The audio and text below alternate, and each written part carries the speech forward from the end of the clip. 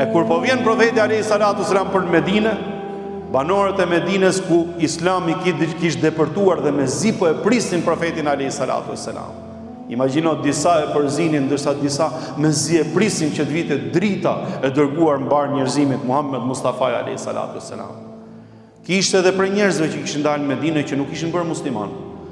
Dhe njëri prej tyre është ai që po na tregon historinë Abdullah ibn Selam.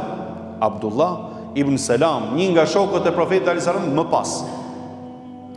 Ishte nga njerëzit e dinshëm që dinte nga librat e mëparshëm, nga dija e fesë hebraike.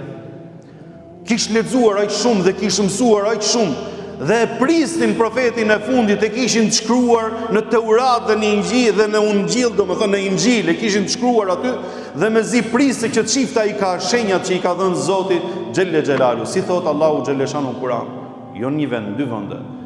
Alladhina atainahumul kitabe ya'rifunahu kama ya'rifuna abnahum. Ata cilët neve i shpallëm librin më parë, pra krishterët dhe xifutët, janë të qartë për Muhammed Mustafa alayhi salatu selam dhe e njohin sipas shenjave që i ka dhënë Zoti në libër për profetin e fundit, siç njohin fëmijët e tyre, subhanallah. E njohin Muhammedin në libër aq sa ka qenë përshkruar, siç njohin fëmijët e tyre. Dhe pristet shifte. Kush është ky që po vjen? Kishin një gjuhë shumë. Imagjino, dikush e kishte besu pa e pa me zi priste ta shifte profetin alayhi salatu selam, ndërsa dikush tjetër kishte dalë nga Kureshja, siç kishte dalë Abdullah ibn Selam. Thot, me ta pa, thot, sa e pash ftyrën e Muhammed Mustafa alayhi salatu selam.